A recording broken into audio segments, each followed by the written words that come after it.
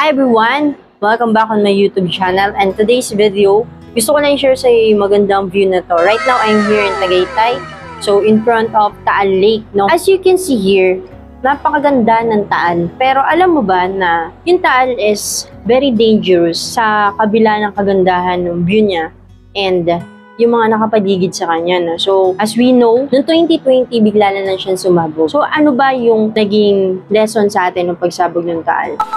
Kabila ng kagandahan ng Taal, noong 2020, bigla na lang siyang sumabog. And nung pagsabog niya na yon, maraming mga negosyo ang nagsara. So, ang video na ito makakatulong sa'yo right now to have reflection, realization, na kahit gaano kaganda yung Taal, nagdulot pa rin to ng negative sa atin. Marami siyang mga taong napahirapan that time na sumabog siya, diba? There's a lot of businesses na nag-close. Yung iba, temporary, iba naman permanently closed. So yung pagsabog ng Taal at yung pandemic last January 2020, bagamat may mga negative side siya, meron din naman siyang mga magagandang side dahil nagbukas na opportunity yun sa mas maraming tao, especially for the vloggers or mga entrepreneurs or mga startup na gusto magsimula ng negosyo nila and makapag-start sila ng business nila online. So ano bang naging lesson after Taal's eruption and the lockdown last January 2020? So ang naging lesson lang naman sa atin ng pagsabog ng Taal is sa negosyo, kahit na gaano kaganda yung nangyayari sa business mo, you still have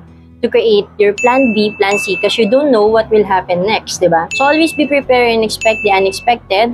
And as an entrepreneur, dapat lagi ka nag-iisip ng mga bagay na makakatulong dun sa mga customers mo.